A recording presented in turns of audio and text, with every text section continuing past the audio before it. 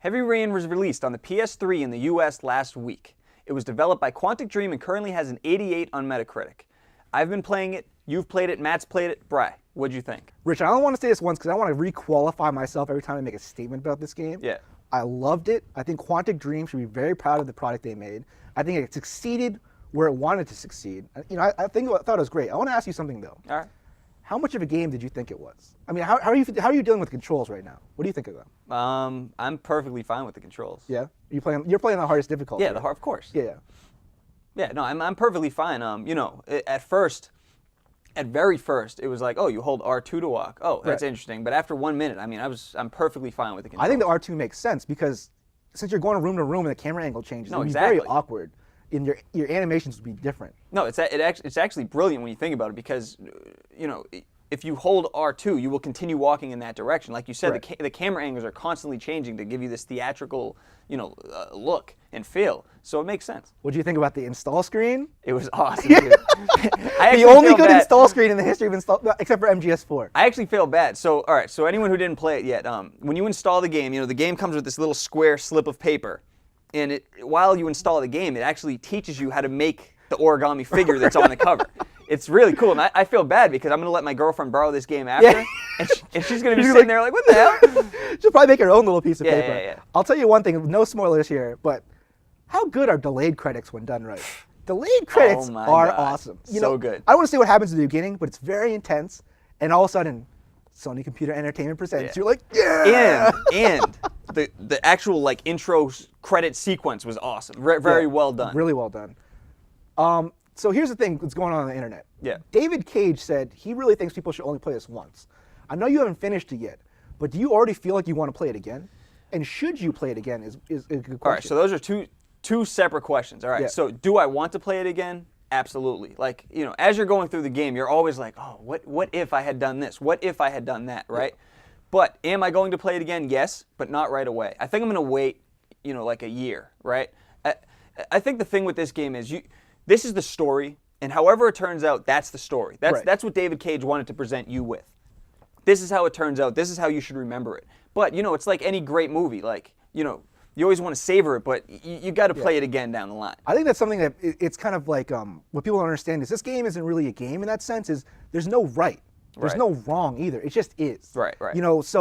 And I think what's really important is regret is a big theme in this game. Mm-hmm. So I think he wants you to feel regret. I think David Cage wants you to feel regret about every action you make. Right. But it doesn't mean it's wrong. Right. You know what I'm trying to say? No, I know exactly what you're saying. And this is a game like no other I've played. I mean, honestly, that's such a cliche thing, but I've really never played anything like this where there's no try again. There's no game over. There's no continue. There's nothing. You just go. And it is what it is. And when I play other games when they present you with these decisions, I'm always like, oh man, I don't think about what I want to choose. I think about what would best serve you. Yeah, what would best serve me? If I go this way, I'll probably be able to get that new shield that I wanted. But in this game, it's not like that. There's no equipment. There's no inventory. All that stuff. You make decisions to make decisions, not to play the game. You know what I mean? It's so good. And to me, it seems like an evolution of the point-and-click adventure. Mm-hmm. But it's a little different because it's very streamlined. I've heard a lot of sort of dissenting opinion about this game. Very, very different. A lot of people are saying it's not a game. So in that sense, it should not be revered. Because it basically just directs you to everything. You really only have two options, and it forces you into that. And I'll say this, I think they have some merit to that argument. I can see that. Objectively, it makes sense. But I think any creative medium needs to be stretched to its limits. Yeah. So in that sense, you have to play this as a game to experience it. You can't sit on the couch and watch it.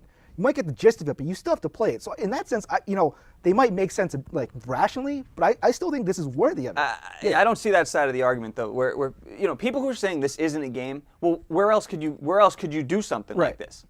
There's no other medium out there that you could actually do something like this. So you have a guy, David Cage. This is the type of thing he wanted to make. Call it a game, don't call it a game. That's fine. But you have to play it on a console or a computer. You have to play it on a game system. Yeah, I'm with you. So therefore, it is a game. Right. Here's something I want to say though. What did you think of the voice acting? But before I went into the game, there was lots of criticism about the voice acting. I was actually pretty worried because that seems to be an important factor in a game that's so story intensive. I must say, going into it with such low expectations may have helped because I'm perfectly fine with the voice acting. I'm with you. It wasn't horrible, Yeah. although some parts were, but it's not phenomenal either. No. You know, and this game apes a lot of cinema, all right? It's Jonathan Demme's Silence of the Lambs and David Fincher's Seven. Basically, that's where all the influence is coming from. Yeah. And you know, we just saw Uncharted 2 and Mass Effect 2. Yeah. Huge production values. And it seems like each one of these games only gets a part of it right. You know, like Uncharted 2 probably has the best acting I've seen recently, but it's fluff. You know, it's just a summer movie. Who cares? Yeah. You know, Mass Effect 2 has amazing voice acting, but the animations are stilted. And Heavy Rain, it seems weird to me because this has so much cinema in it, but they kind of ruined it with I'm not saying it's bad voice acting, but it's only okay. Yeah. And if they're going to ape cinema, video game companies, they have to do acting right. They need to have the actor come in like Uncharted 2, do the mocap, talk to each other, and then they do the animations around the actors. Yeah. Like one of my biggest nightmares is Daniel Day-Lewis, one of the best actors.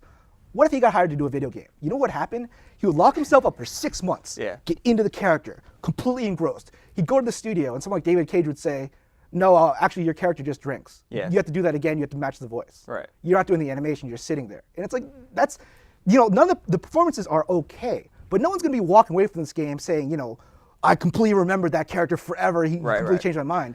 So I'm not saying it's horrible. I'm just saying, you know, in the future, when they do this, I really feel like they need to step up their acting game. A couple things on this though. Look, I completely agree with you. Like, by no means was the voice acting amazing, but in my opinion, it was not bad. It was good. But, and I agree with your points. Like, it needs to be better than good, you know, to really get that full effect. But, Bri, you know, with the motion cap and all that stuff, you can't do that with Heavy Rain. You can't because the whole game is like a cutscene.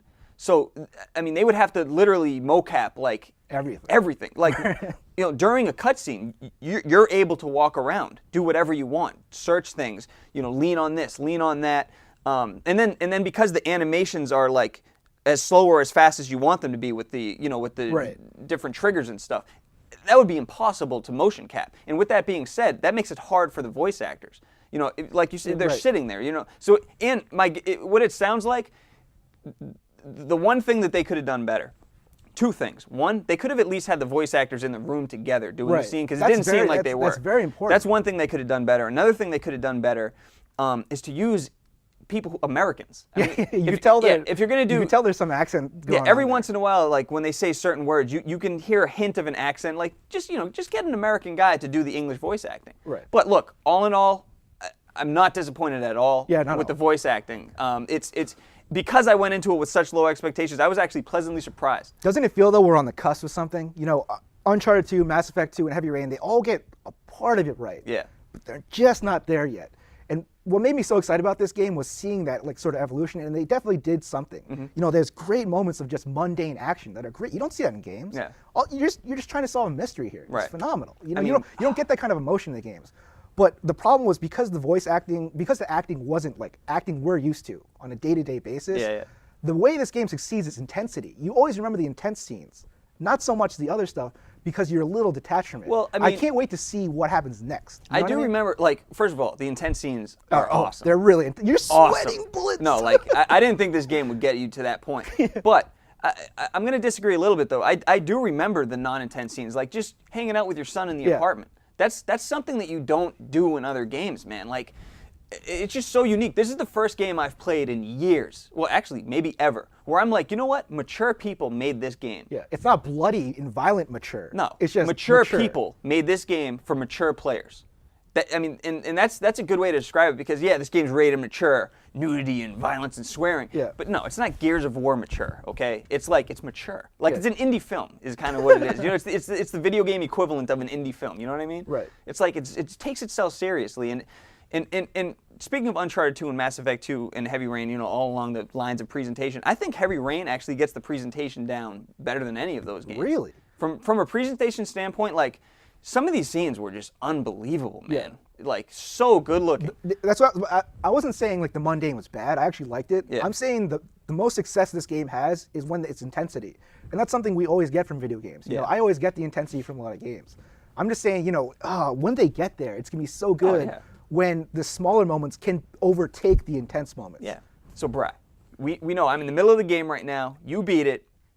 I didn't. How was the end? I don't want to say anything, but I have this problem where anything I do, reading books, watching TV shows, I try to think of the worst ending possible. The worst ending. And I realize what the worst ending of Heavy Rain is. It can't be topped. What? You're sitting there and one of the characters, all of a sudden a giant blade goes through and you hear, "Oh yeah, the origami killer." And it goes, dun, dun, dun, dun, and Kratos drops down and it goes, Wait, I'm sorry. God of War 3 coming out March 16th. Pick it up now. You said that's the worst ending? Dude, that would have been the greatest ending of all time. I would have been like, yeah, this is the Kratos. And when I was thinking about this, I was like, I bet if Activision owned these two IPs, they might be so dirty to do an ending like that one day. That would be the best ending On of all time. advertising as the ending. Pick it up soon. From GameStop with extra DLC. It's like, man. come on. All right, that would kill it. But Kratos would be the man.